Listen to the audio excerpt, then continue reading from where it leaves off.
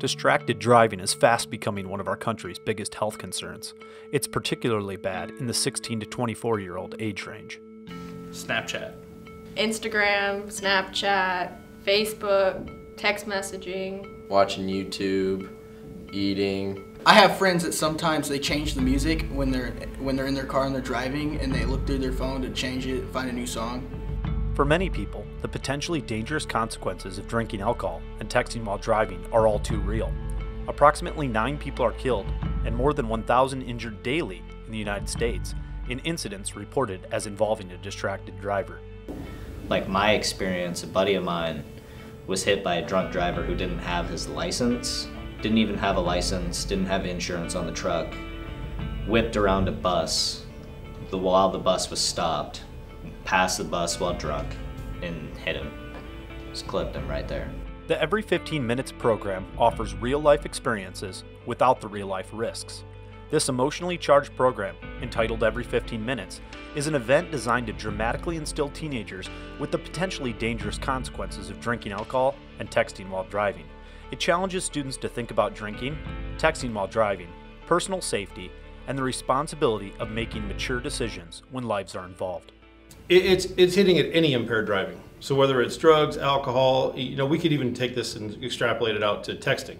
But any kind of distracted driving. If you're messing around, putting on makeup, eating, messing around with your friends, driving is a very serious privilege to do on our roads.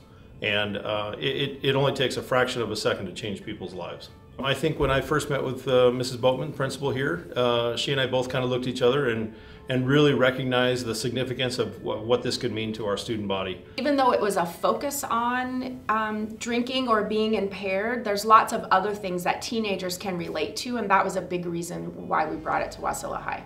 A couple things that resonated with me was one, having students involved in the process.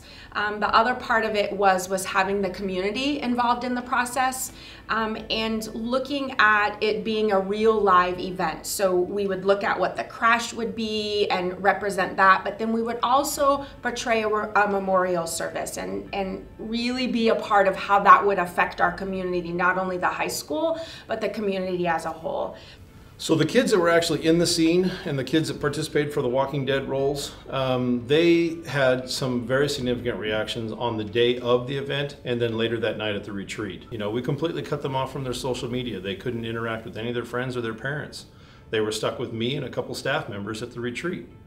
It wasn't until the next day that they were reunited with their parents and actually got their cell phones back, and each kid had a different experience.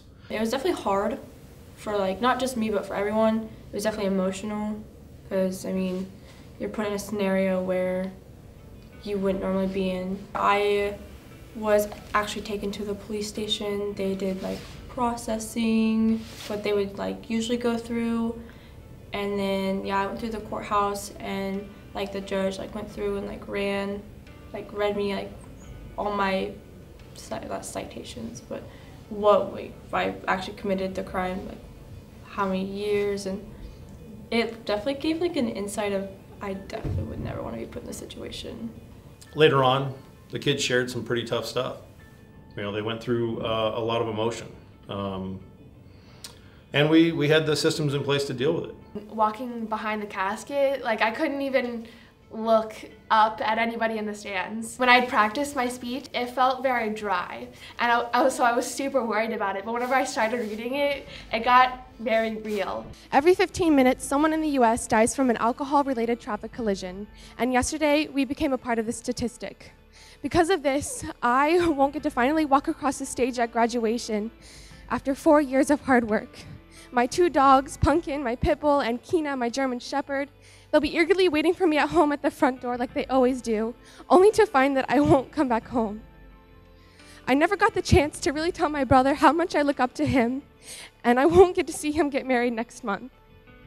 I started planning this back in July of last year, reaching out to the different agencies, really kind of getting some buy-in. And now that we've done it for the first year, I think we've seen the success of the program. It'll be easier to do later. When I say every 15 minutes, people are going to understand what the program is.